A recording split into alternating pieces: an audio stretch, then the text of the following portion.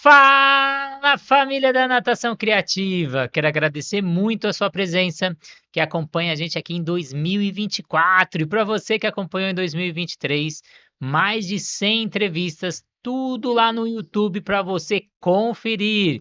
E em 2023, a gente teve entrevista com essa pessoa que eu trouxe mais uma vez em 2024. Acho que uma das pessoas que eu mais entrevistei, que tem muita história para contar. Lula Feijó, muito obrigado pela sua presença, Lula. Eu que agradeço, ó, mais uma oportunidade. E antes de a gente iniciar, que hoje a gente vai falar sobre reflexões da natação, tema bem profundo, vamos agradecer os nossos parceiros que fazem esse sonho virar realidade. Sobrasa, uma ONG criada em 1995 que visa a diminuição do caso de afogamentos no Brasil. Então, prevenir é educar. Plataforma Educar, com mais de 200 cursos para você realizar o curso onde quiser, quantas vezes quiser e como quiser. Inclusive, tem curso do Lula Feijó lá dentro da plataforma. O aplicativo da Swimtrack, que te auxilia no monitoramento e a evolução do seu aluno. Você cria parâmetros, cria metas, realiza avaliação pedagógica, aeróbica, anaeróbica, faz chamada, manda vídeo, manda mensagem, manda tudo que você quiser, está dentro da palma da sua mão no seu celular. E a Flote, com os materiais pedagógicos que auxiliam a sua aula, dão vida para a sua aula, melhora aí a parte de fortalecimento, resistência, gasto calórico. E hoje, ó, que a Flote está lançando o jogo da memória. Que tal utilizar com as crianças o jogo da memória ali? Você pode colocar ou na superfície ali na borda, ou você pode deixar no fundo da piscina. Então imagina cada ida e volta, você dá um objetivo para esse aluno. Ele vem e ele vira duas peças, ele vai querer fazer a próxima chegada de novo, e você motivando e sempre dando um objetivo para esse aluno. Então a Flote, parceira nossa aqui em 2024. E Lula, conta aí pra gente fazendo essa reflexão. Não sei como vocês estão aí do outro lado. O que que vocês quando começou 2023, o que que você imaginava para o seu 2023? Você tinha metas, você tinha sonhos, você queria realizar alguma coisa, seja pessoal, seja financeiro. Você tinha objetivo no final de 2023? Acredito que a maioria das pessoas não. E aí a gente começa 2024 cheio de sonhos, mais metas, mais desejos. Mas e aí? Será que 2024 vai ser igual ou você vai conseguir dar o pulo do gato? Porque se você continuar fazendo as mesmas coisas, você vai ter os mesmos resultados. E janeiro já acabou. Se a gente imaginar que a gente tinha um ano, agora a gente tem 11 meses. O que que a gente pode fazer para 2024 ser diferente de 2023? Então, hoje a gente vai refletir um pouco sobre o mundo da natação. E eu queria aqui falar com o Lula, que deve ter ali 4 décadas ou 5 décadas na natação. O que está mudando na natação aí, Lula? 6 décadas. 6 décadas. O que está mudando? Deixa eu só explicar 6 décadas. São 5 décadas como profissional formado, educação física, pós-graduado em natação, e mais uma década como atleta, nadador. E se a gente poder pensar e refletir um pouco nessas 6 décadas, o que que mudou aí no mercado da natação? Se ampliou e eu acho que está se qualificando. Eu acho que nós, profissionais de educação física, particularmente ligados à natação, nós estamos nos qualificando. Eu acho que está acontecendo um movimento para melhor. E nesse movimento de qualificação, acho que a gente deve conversar aqui hoje vamos conversar sobre vários temas, abordar várias questões, mas a questão principal é nós nos imbuirmos da responsabilidade de sermos educadores.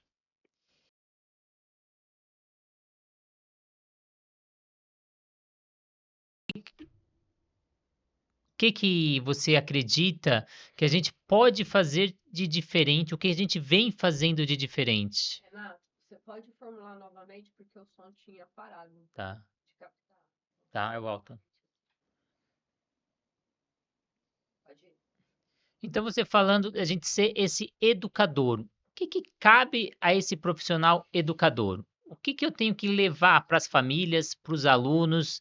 qual que é essa função desse novo educador no século XXI? Olha, você tá, enquanto você formulava a pergunta, eu fiquei pensando o que eu vou responder, porque é tão ampla, a pergunta tão abrangente. Eh, Primeiro, a responsabilidade genuína e autêntica pelo desenvolvimento do nosso aluno, da nossa aluna.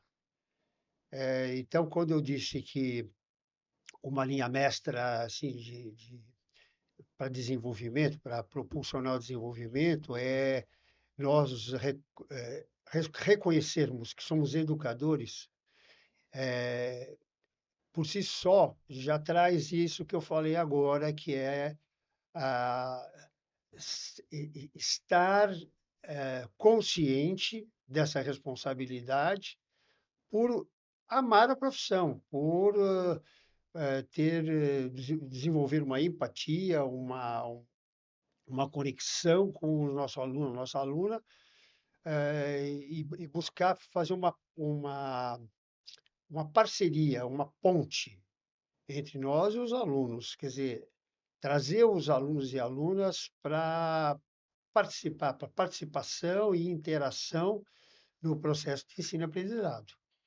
Não ficarem, os alunos e alunas não ficarem passivos esperando, né, as nossas ordens, as nossas orientações. Não, eles participarem, a gente fazer uma interação, uma troca.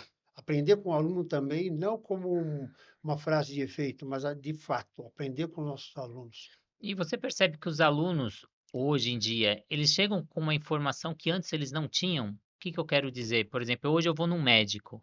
Antes de ir para o médico e eu tô com É, algum problema, eu vou entrar no Google, eu vou entrar na internet, eu vou pesquisar o que que é essa dor, o que que é esse mal que eu tô tendo, e eu já vou no médico com uma pré-informação.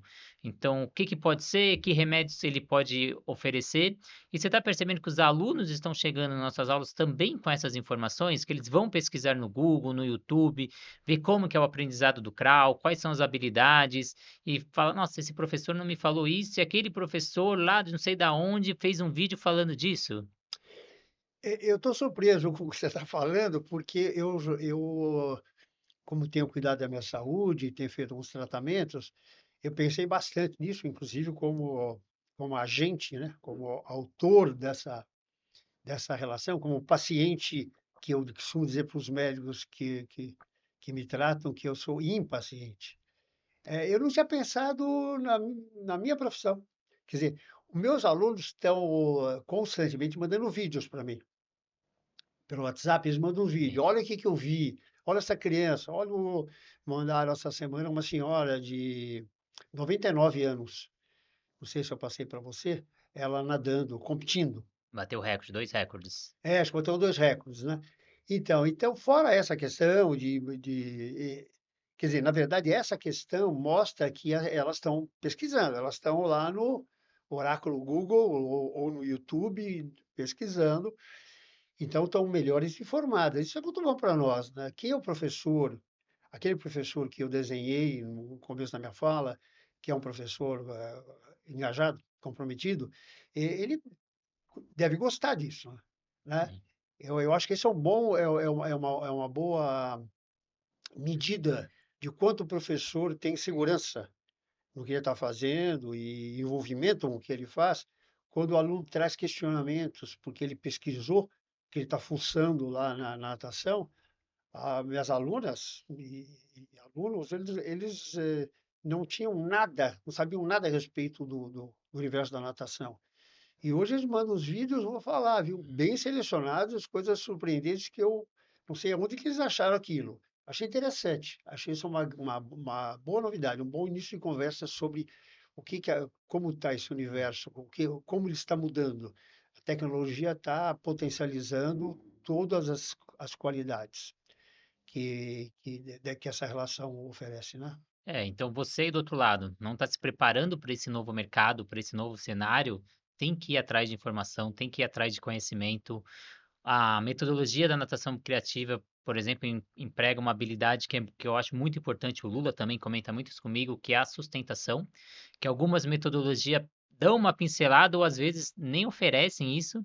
E os alunos entram muito nas minhas redes sociais falando, mas meu professor não passa isso, mas O eu nado de sustentação, nado né? de Para sustentação. deixar bem claro, nado de sustentação ou nado estacionário. E muitos alunos nadadores comentam que os professores não passam isso, e isso é uma habilidade importante até para segurança aquática. E falando de segurança aquática, é um tema dessas mudanças que vem ocorrendo, né? Então, muitas metodologias vêm introduzindo, graças a projetos como o INAT, ao Sobrasa, que é a nossa parceira aqui, e segundo os dados do Sobrasa, 16 brasileiros morrem afogados aí diariamente, sendo que 4 são crianças, né, que tem esse números aí, então 4 crianças morrem afogadas diariamente no Brasil, e a primeira causa de óbitos de crianças de 1 a 4 anos é o afogamento. Então, uma coisa preocupante, alarmante, que está sendo introduzido nas aulas de natação. E eu queria que você falasse um pouco da importância de introduzir isso nas aulas de natação. Sim, bastante importante, como você bem falou, né? A segurança com relação ao afogamento, o protocolo que a Sobrasa oferece de prevenção ao afogamento, ele tem 97% de eficácia. E é fruto de pesquisas científicas, muito pelo médico coordenador técnico da Sobrasa, Dave Spillman. Então, @Sobrasa no Instagram e Sobrasa, assim, escrito com caixa alta, no Facebook. E também tem no Telegram. A Sobrasa, que é a Sobrasa do Telegram, os profissionais, as pessoas em geral podem interagir, fazer perguntas, e eles respondem prontamente. Então, essa é uma grande novidade. Eu acho que podemos até dizer que é a maior novidade, porque trata-se de preservar a vida. Tá? Então, de fato, hoje, eh, de uma forma até tímida, e não deveria ser, está sendo introduzido essas noções não, orientações de prevenção estão sendo pouco a pouco ministradas nas aulas. Isso deve ultrapassar, no caso de criança, ultrapassar as informações, os treinamentos, as brincadeiras para a criança nesse sentido, sobre esse tema, e deve ultrapassar e chegar à família. Também é bastante importante. Pais, mães, os familiares que dão suporte para a criança e que estarão presentes nas mais diversas interações, piscina do condomínio, um churrasco num sítio que tem uma piscina. É muito bem lembrado. E aí eu queria que você falasse agora não para os professores, mas sim para os pais que estão ouvindo a gente. Que recomendações você daria para esses pais, né? Como manter um braço sempre de distância do filho? Quais são as recomendações importantes aí para os pais na parte de segurança aquática? Ó, todos os adultos, não só pais, os adultos que estão cuidando da criança, a orientação da Sobrasa é clara. Distância de um braço pode parecer exagero, mas não é. Isso é fruto de pesquisa, hein? Infelizmente, essas pesquisas são feitas através de boletins de ocorrência, de fatos, de tragédias. Então, voltando, um braço de distância da criança, 100% de atenção. Então, não é ficar mexendo em celular, levantar para pegar uma cerveja ou levantar para ir até o banheiro. Não, não dá. Um braço de distância, tá? Bem próximo da criança, né? Não é do outro lado da piscina, e 100% de atenção. Então, a responsabilidade é dos adultos. Crianças até uma determinada idade, é de nossa responsabilidade, de todos os adultos envolvidos, inclusive daqueles que nem estão cuidando daquela criança, né? Tendo criança no ambiente aquático, eu acho que todos nós adultos devemos aumentar a nossa vigilância, né? Olhar para todas as crianças, cuidar delas. É, manter a piscina cercada, manter o ralo de profundidade ali para não ter a É sucção. o ralo calota, né, para É, evitar succionar a pessoa ou prender cabelo. a gente teve até uma entrevista com o Antônio Santos, né? Especialista da Sobrasa. Para quem não acompanhou, vai na entrevista anterior aí, corre lá e assista, que vale muito a pena. A gente tá levantando esses números, né? No mundo são 235 mil mortes e a Sobrasa acredita que são 500 mil mortes aí, resultados do afogamento, mas há 40 anos que a gente vem realizando esse trabalho e já são 50% menor o número de mortalidade. E até o Davi Spillman tem uma frase que é muito importante, né? Que ele fala que afogamento não é um acidente, sim um incidente, porque ela poderia ter sido evitado. E aí, para os professores de natação, como você acredita aí, o que ele pode introduzir nas aulas diariamente para poder auxiliar nessa segurança aquática? A Sobrasa, ela oferece treinamento. Ser um voluntário da Sobrasa é um bom início. Com isso, vai obter material didático, treinamento, todos os serviços que eles oferecem, todos serviços gratuitos. E o melhor protocolo do mundo, eu fui entrevistado pelo David Spillman, que é o diretor técnico da Sobrasa, e aí eu abri dizendo que, perguntando para ele, mas meio que afirmando, né? Nós temos o melhor protocolo de afogamento do mundo, porque é isso que se diz por aí, né? Ele humildemente falou que não, que as variáveis são enormes, cada país tem sua realidade e tal. Mas ele dá cursos na Europa. Então nós temos a Sobrasa coordenada e supervisionada por essa pessoa, né? Que nós temos que aproveitar isso, né? E então, repito, primeiro passo, ser voluntário para poder ter acesso às informações e os materiais que a Sobrasa dispõe. Não sei se você é voluntário, mas eu sou. Não tô aqui com o meu bonezinho da Sobrasa que eu sou Olha, isso aqui, voluntário ó. Sobrasa. Esse é o Kim, o mascote aí da Sobrasa, É, e levando aí para a parte infantil da ludicidade.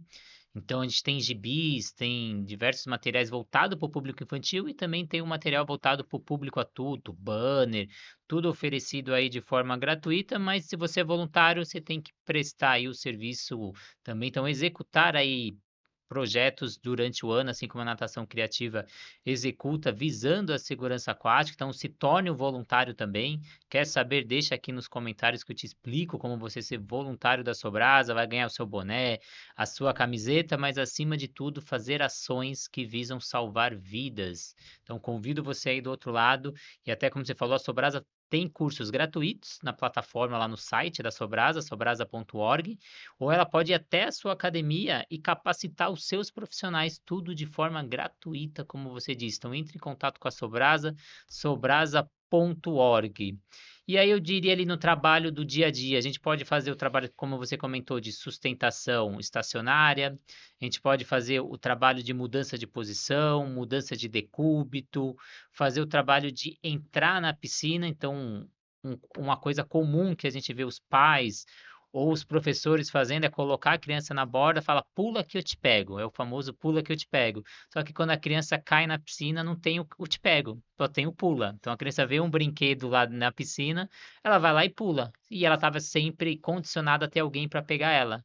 Só que ela não tem. E em parceria com a Raquel Correia, Segurança Aquática, então procura aí no Instagram, Segurança Underline Aquática, é a Raquel Correia, que tem esse projeto, que é o Pula, Vira e Segura.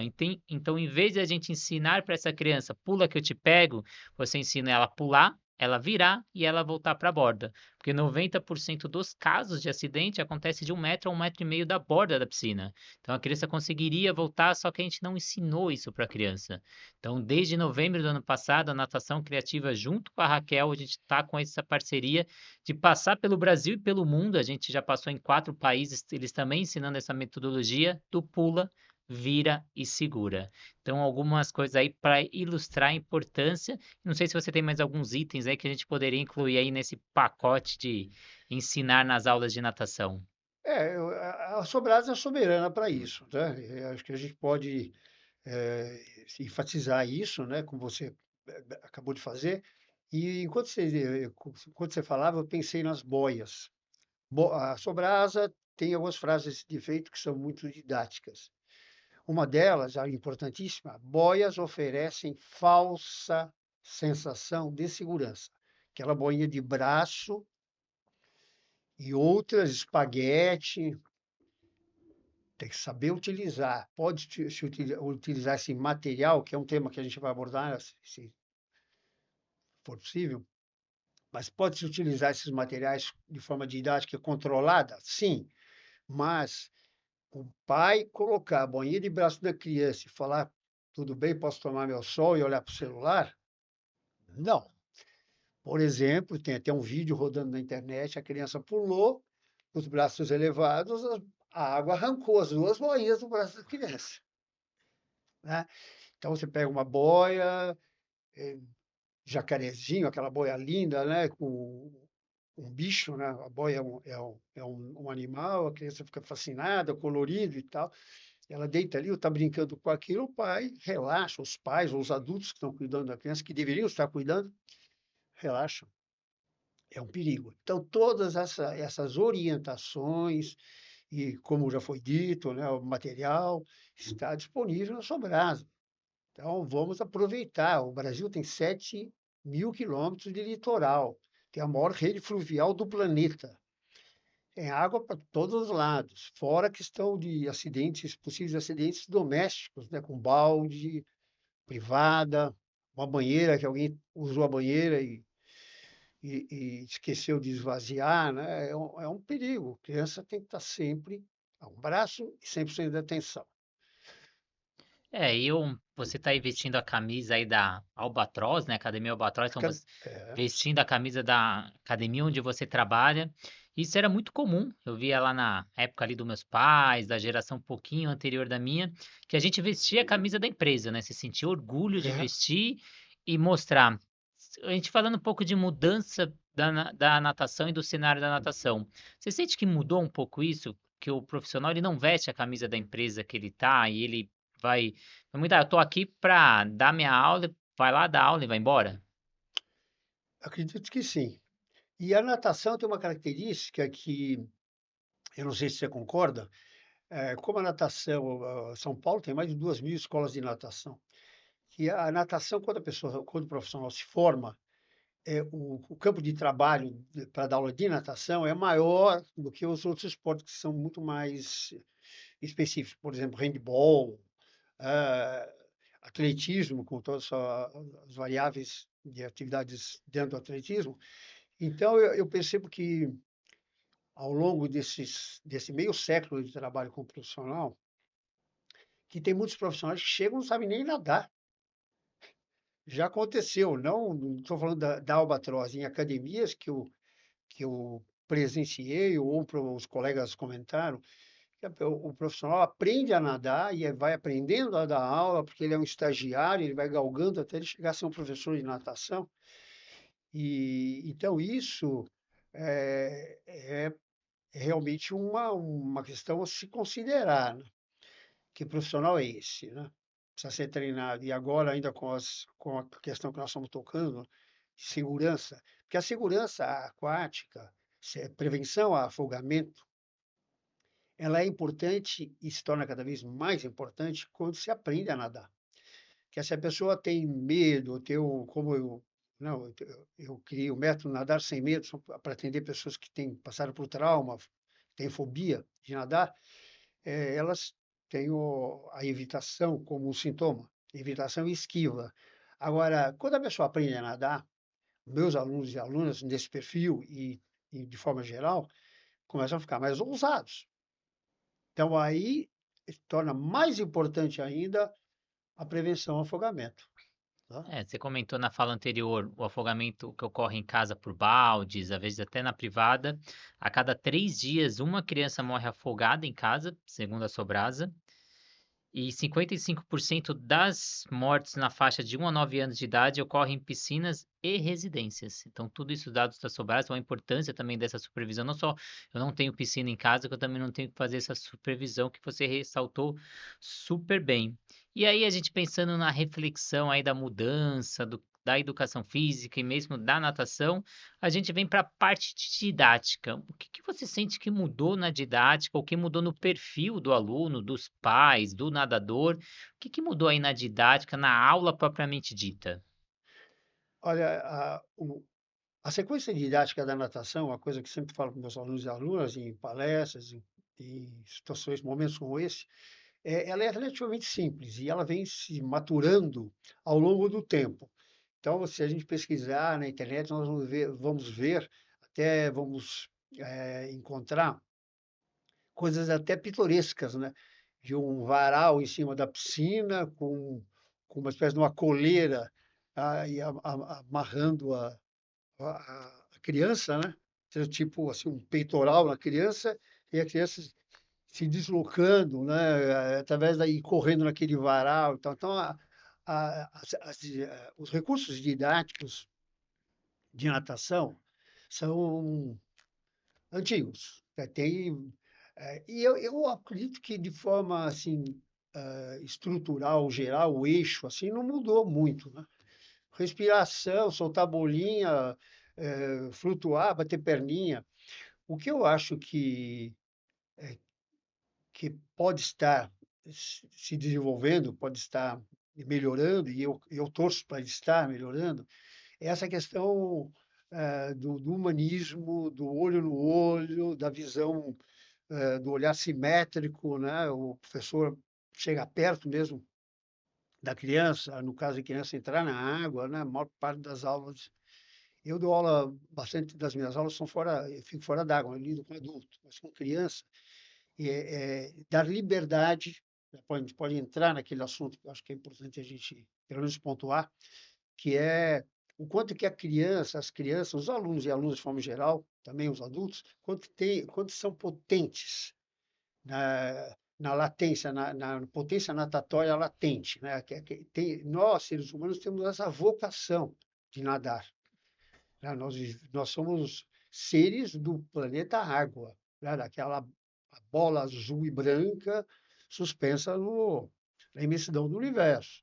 Então, nós somos habitantes do planeta água. A gente nasce com reflexo de mergulho, né? Nós nascemos com essa herança filogenética de prender a respiração quando somos submersos. Tem até o parto aquático, né? Do Frederic Leboyer.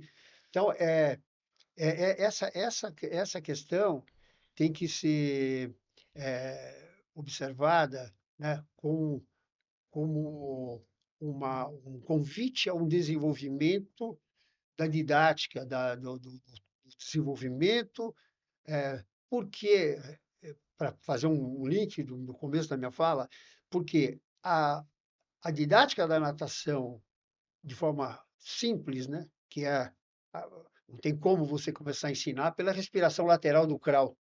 Você vai começar com soltar bolinha, né? Então, aí não dá muito para mexer. Dá para fazer alguma coisa? Dá. Mas eu acho que o que dá para mexer mesmo é isso, é a capacidade que o professor pode desenvolver, que as academias, né, devem oferecer, para que essa relação se torne cada vez mais sistêmica, holística, incluindo prevenção ao afogamento, incluindo como a natação criativa, o lúdico, orientar os pais que o lúdico é aula de natação, sim, não há enrolação, né? Então, esse desenvolvimento eu sinto, percebo que está tendo uma diferença bem grande. E eu torço para que isso seja cada vez, se desenvolva cada vez mais. Eu não sei se eu deixei claro, mas essa abordagem humana, o engajamento do professor, como eu já falei logo no início. E como é que você vê isso? É, Você concorda comigo? sim, você falando, eu começo a vir puxar aqui, pego meu celular aqui, vou atrás de informação, de dados, e aí eu vim atrás da frase da Emília Ferreiro, a pedagoga argentina, que ela tem uma frase muito interessante que você falou. As crianças não precisam atingir uma certa idade e nem precisam de professores para começar a aprender. A partir do nascimento, já são construtoras de conhecimento, levantam problemas difíceis e abstratos e tratam por si próprias de descobrir respostas para eles.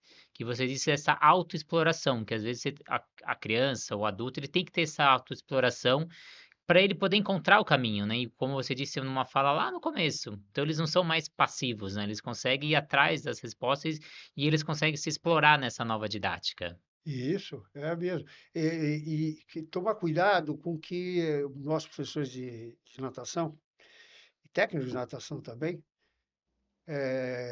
com o errado. O que é, de fato, errado? Questionem isso, porque pode não ser errado, pode ser uma outra forma, uma outra maneira de executar aquilo. Você pode aproveitar o que poderia ser classificado como erro para ser uma possibilidade de desenvolvimento e de ampliação das interações e de uma variação, né?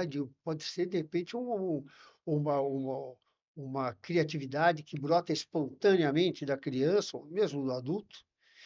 Então, e isso que eu estava comentando, que para responder a sua pergunta, se está tendo um desenvolvimento, um movimento de mudar a didática, eu acho que mudar nesse sentido, sim, né?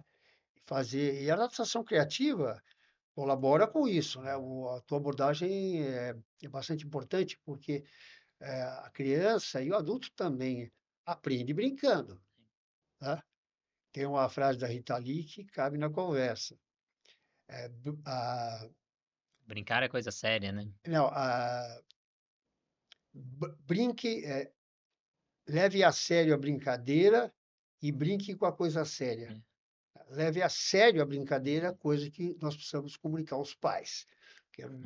não raramente eles acham que o professor está enrolando a aula, né? Está brincando muito, meu filho não veio aqui para brincar, eu estou pagando para ele aprender a nadar. Tá? Então, levar a sério a brincadeira e brincar com a coisa séria, não ser uma aula sisuda, né? O que é considerado sério pode ser também levado pela criatividade. Então, é muito potente, né? Pode parecer que eu estou fazendo um agrado no meu colega, né? Mas não, é a potência do lúdico. Temos que considerar nesse processo de desenvolvimento do professor da nova era, do professor de 2024. E você falando aí, às vezes, de outros caminhos, né? Mas antes de entrar nisso, eu quero fazer um adendo aí, né? Então, não, a gente está querendo aqui reforçar ou trazer um novo conceito, que as aulas não tem que ter professor, que a pessoa não tem que aprender com o professor, que ela aprende sozinha. Não é isso, mas sim ter um momento exploratório. Que nem um exemplo disso são os 5 minutos finais da aula. E a gente às vezes quer fazer brincadeiras dirigidas nos 5 minutos finais. E aí eu falo muito que a brincadeira tem que ser a aula inteira. E esses 5 minutos finais é o momento dela explorar. Quem não aí do outro lado deixou a criança explorar no final da aula e vem uma criança e fala: Tio, tio, olha o que eu sei fazer. Ela vai lá e dá uma cambalhota. Aí vem uma outra criança: Tio, tio, tio, olha o que eu sei fazer. Vai lá e dá duas. E aquela que fazia só uma vai lá e consegue fazer duas. Ó, tio, eu consegui fazer duas também. Aí vem uma terceira: Tio, tio, olha o que eu sei fazer. E dá uma cambalhota para trás. E aí as outras duas tentam dar essa cambalhota para trás. Então é um momento de exploração. E se você perceber, nesse momento de exploração, elas utilizam o que você ensinou na aula naquele dia, o que está fresco na memória delas, ou algo que ela consegue fazer diferente dos demais que ela quer receber o feedback positivo. Então ela vem te mostrar. Então esses 5 minutos, um exemplo aí de momento de exploração para essa criança, para esse adulto, né? E falando também, às vezes, do errado, que é o certo, né? O Alberto fala muito isso, né? Que o certo é o que dá certo. Às vezes você está explorando, às vezes, um movimento que não é certo, ou às vezes pela condições individual desse aluno, ou às vezes para ele chegar num caminho que você quer. Às vezes você vai pedir para ele fazer um movimento de perna considerado errado, às vezes, flexiona bem o joelho e tira bem a perna da água. Você quer que ele explora, que ele sente também o que é o errado. Aí passa alguém do lado e fala: Nossa, aquele professor está ensinando a perna errado, está mandando o aluno dobrar, flexionar o joelho e tirar o pé da água. Mas não, às vezes você está querendo que ele explore, que ele conheça, saiba como que é aquele movimento, sinta também o que que é o errado, que às vezes vai facilitar o certo. Às vezes é o caminho que você está tomando, que nem hoje, se a gente sair daqui e falar: vamos aqui em São Paulo, é muito conhecida a Avenida Paulista, vamos para a Avenida Paulista saindo dessa entrevista? Se você colocar aí no famoso Google, que ajuda todo mundo, ele vai dar no mínimo 3 caminhos, mas tem diversos caminhos para chegar até a Paulista. Tem o caminho mais rápido, tem o caminho que vai ser mais arborizado, mais gostoso. Então, o caminho que você gosta, que você se habitua. Então, são vários caminhos, mas no final vai ser o mesmo objetivo. Todo mundo vai chegar ali na Paulista. Às vezes um pouquinho mais rápido, um pouquinho mais lento, às vezes uma sensação mais gostosa pelo caminho que você explora mais gostoso. Então, existem vários caminhos na didática. E eu ainda vou fazer uma reflexão para você. E ainda não existe pessoa igual a ninguém nesse mundo. Eu não consigo nem ter o meu lado direito igual ao meu lado esquerdo, e às vezes a gente quer vir com a mesma didática para todo mundo. Então, como eu vou ensinar o Lula, como eu vou ensinar a Thaís, que está aí nos bastidores, na gravação, não tem como ensinar todo mundo igual. ela é menor que o Lula tem mais amplitude de braçada, às vezes o Lula tem mais flutuabilidade do que a Thaís, então um História modo, de vida diferente. história de vida, né, vivência com água é diferente, às vezes tem um pouco mais de receio do que o outro, então não tem como ter aquele passo a passo, né? Vou ensinar a fazer isso, né? Então, esse é o desafio da didática. Quando eu te falei em uma novidade, em se desenvolver, professor se desenvolver, tem que pensar em liberdade, que é a livre experimentação, liberdade. A gente tem que pensar em o que é errado, por que a gente está tão dicotômico, né? Certo e errado. Será? Será que tem mesmo essa linha tão marcada entre o certo e o errado? E outra coisa que banha tudo isso, que abraça tudo isso, é a aquaticidade. Eu costumo dizer que o desenvolvimento da aquaticidade, do feeling, da percepção da água, né, da intimidade com a água, da integração ao ambiente aquático, transforma a água na melhor professora de natação que existe. Então, esse ponto é o ponto, isso que eu acabei de falar, é o que acontece com o ribeirinho, com os índios. Como é que eles aprendem a nadar? Eles têm professores de natação, eles morrem afogados. Qual será que é o índice de afogamento na, na, na, nas comunidades dos povos originários? Então, uma chamada, esse é o caminho que eu aponto para tentar responder a tua pergunta ampla de como é que está a didática hoje, ou como ela deveria estar. Qual que é o caminho que a gente deve trilhar? É esse caminho, o caminho da criatividade, da potência do professor, de ele estudar, de se desenvolver, de ele procurar vários profissionais de didática como Emília Ferreiro, como o Neil do Summerhill, né, da escola inglesa, que educava pela liberdade, Sociedade Sem Escolas, do Ivan Illich, que são questionadores dos paradigmas que engessam a relação de ensino-aprendizagem. Procurar, através disso, buscar essa aquaticidade, no caso específico da natação. Né? Será que, eu costumo dizer, muitos alunos estão nadando, nadadores, muitas vezes estão nadando, só estão molhados, eles não estão dentro d'água. Eles estão molhados, eu sei porque eu estou vendo. Mas eles mostram que não tem uma intimidade com a água, tem os movimentos mecânicos, automatizados, não estão integrados ao meio. E aí o ambiente aquático é totalmente diferente, totalmente exagero meu, mas bem diferente do nosso ambiente, nosso habitat. Tá? A água é 800 vezes mais densa que o ar. Isso. E assim por diante. E você falando da sociedade sem escolas, né? O aprendizado sem escola, e você também comentou um pouquinho atrás do erro, que a gente não valoriza às vezes o erro, pelo contrário, né? A gente vê o erro como uma coisa ruim. E o erro foi uma maneira que você descobriu de não fazer aquilo. E só que na escola a gente valoriza muito o acerto e não valoriza o erro. Então, quando eu chego em casa e falo, eu errei isso, ou quando chegar, eu fiz uma prova, a primeira coisa que eu pergunto, eu falo, quanto você acertou? Então, muita gente valoriza o acerto e não o erro. E o erro é muito importante, né? Então, na escola a gente aprende ali que o importante é você gabaritar. E gabaritar é acertar tudo. Eu vou te interromper para É. dizer, Thomas Edison errou 93 vezes antes de inventar a lâmpada. Então, Essas que estão iluminando aqui a gente. Então é importante você valorizar esse erro, né? Só que na escola a gente é o contrário, né? Então eu preciso, às vezes o professor passa a matéria, eu preciso decorar a fala daquele professor, e se eu mudar alguma palavra que esse professor falou, eu ainda recebo um meio certo, porque eu não falei exatamente o que ele queria. Então a gente foi treinado para decorar e reproduzir, e não simplesmente, às vezes, tentar na sua maneira, procurar outros caminhos ou ser criativo. E eu queria que você falasse um pouco da sua vivência com a sua neta, que você teve agora lá Eu na. fiquei bem agora? Opa, um voluntário Sobrasa aí. Eu não sou voluntário, só preciso ser. Você. Mas eu sou colaborador, né? Sou um psicólogo, sou psicólogo graduado, e aí eu sou um voluntário, eu ofereço atendimento para todo e qualquer guarda-vidas do Brasil.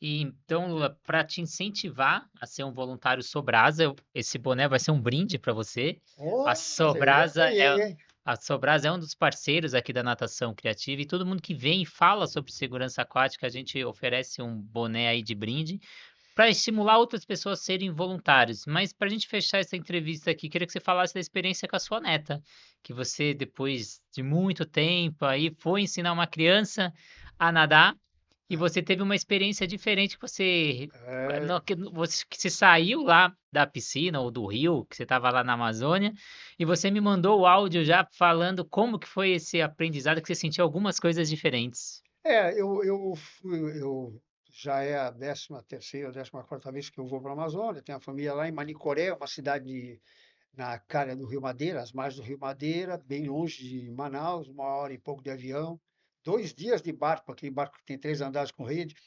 Enfim, eu vou muito para lá. Só que dessa vez, como minha netinha já está maior, 5 aninhos, eu levei uma touca e um óculos, e que ela nunca tinha visto, e aliás ninguém usa isso lá, não tem natação, não tem aulas de natação na cidade. E eu fui na piscina, pagava lá uma taxa por dia, uma piscina de 1 palmo, e entrei com a minha netinha, comecei a brincar com ela e pensei, né, se eu conseguir ensiná-la a colocar a cabeça na água, soltar a bolinha, né, primeiro a apneia, né, bloquear a respiração e depois soltar a bolinha na água e uma flutuação, né? Mesmo que seja segurando, apoiada. Não consegui, não consegui porque ela tem algum trauma. Alguma coisa aconteceu com ela que os pais não sabem explicar, mas ela tem muito medo. Talvez até por não ter contato nenhum, o pouco contato que ela teve foi em Igarapé, Igapó, que são águas naturais, e as variáveis são muito, né? O chão lodoso, talvez isso que deixou, talvez ela pode ter deixado ela incomodada. E aí o que aconteceu, que acho que é isso que você quer que eu fale, que quando eu percebi que estava muito difícil, né, que ela nem com óculos ela colocava o rosto na água, ela achava que, eu percebi que ela achava que mesmo com óculos a água ia chegar no olho dela e só assoprava de longe. Aí quando eu parei de dar aula para ela, eu não vou ficar brincando com ela, curtindo, né? Fiquei lá, boiando naquela piscina rasa, e falando, brincando com ela, estava com o carrinho na mão, ficava na borda com o carrinho. Ela começou a dar aula para ela mesma. Começou a fazer coisa que eu nem tinha sugerido. Deitava na borda, batia a perna com a barriga para cima, a barriga para baixo, brincando com o carrinho, parava e assoprava a água. Colocou o rosto uma hora, tanto assim que ela chegou a engolir água, que ela mesmo se surpreendeu com a ousadia dela. Então eu percebi, eu comentei com os amigos, com meu irmão também, que é pedagogo, psicólogo, com você, que isso é um chamado para o que a gente está comentando aqui. Liberdade. Investir na potência natatória dos nossos alunos e alunas, tá? A latência procurar mostrar que é possível nadar e que essa potência natatória está dentro da pessoa. Então é isso que eu vi, que o quanto que muitos de nós engessa as nossas aulas, né? Com os paradigmas clássicos, né? Metodológicos, didáticos, né? Pedagógicos. Nós temos que questionar isso. Tem que colocar nossa assinatura nas nossas aulas, né? E aprender com os alunos mesmo, convocar os alunos para eles interagirem, para eles interferirem, para eles darem palpite, né? Sim. E a gente vendo esse cenário assim, não estava lá, né? Não consigo avaliar mais precisamente, mas fazendo assim um cenário que a gente tem esse modelo de imaginação, né? Na hora que você cria a história, eu crio esse modelo na minha cabeça dessa história. O que eu imagino da cena é, primeiro, a insegurança da sua neta, né? Até qual que é o nome dela? Desculpa. Eloá. Eloá, né? Então, a Eloá, a insegurança dela pelo ambiente novo, comandos novos, por materiais novos. Então, coloquei touca, coloquei óculos, fui para um ambiente que eu nunca vi, uma piscina diferente, um horário diferente, uma pessoa diferente me dando ordem. Então, muita insegurança para ela. Então, ela já começa a ficar resistente. E não porque ela tem o receio, o trauma, às vezes, da água, é porque é o momento que a gente criou em cima dela, né? Então, Pode ser, é verdade. muita coisa nova para ela. E essa criança precisa de rotina, ela precisa se sentir segura. E no momento que você deixou ela com ela, e aí ela teve o mundo dela, o mundo da imaginação, o mundo que aí ela pegou o brinquedo, que a gente faz o brinquedo transacional, ela passa essa insegurança dela pro brinquedo, que antes ela passaria pro pai ou pra mãe, ela vai ter essa rede de proteção no pai da mãe, ela teve no brinquedo. Então ela se conecta com o brinquedo e faz o brinquedo transacional. É E o a objeto transacional, que é o objeto mesmo que aquele paninho da chupeta, né? é, Que fica o paninho da criança, é isso aí. e aí ela se prendeu àquele carrinho e aí ela conseguiu começar a explorar o ambiente. Então a gente vê que aí ela cedeu aquele momento para ela e você não teve aquela pressão em cima dela e ela conseguiu se soltar. É ótima análise, é isso É. mesmo. Então você conhecer didática de criança, desenvolvimento motor, parte psicológica, é muita coisa envolvida Isso. numa aula de natação. Não é simples ir lá e bater perna, não é ir lá e soltar bolha, né? Então, Lula, queria te agradecer muito aí mesmo por essa entrevista e falar que a gente vai continuar essa entrevista aí na segunda parte. A gente vai falar um pouco dos pais, a gente vai falar um pouco da importância da utilização de materiais na aula de natação, então o que mudou, a gente refletindo ainda mais.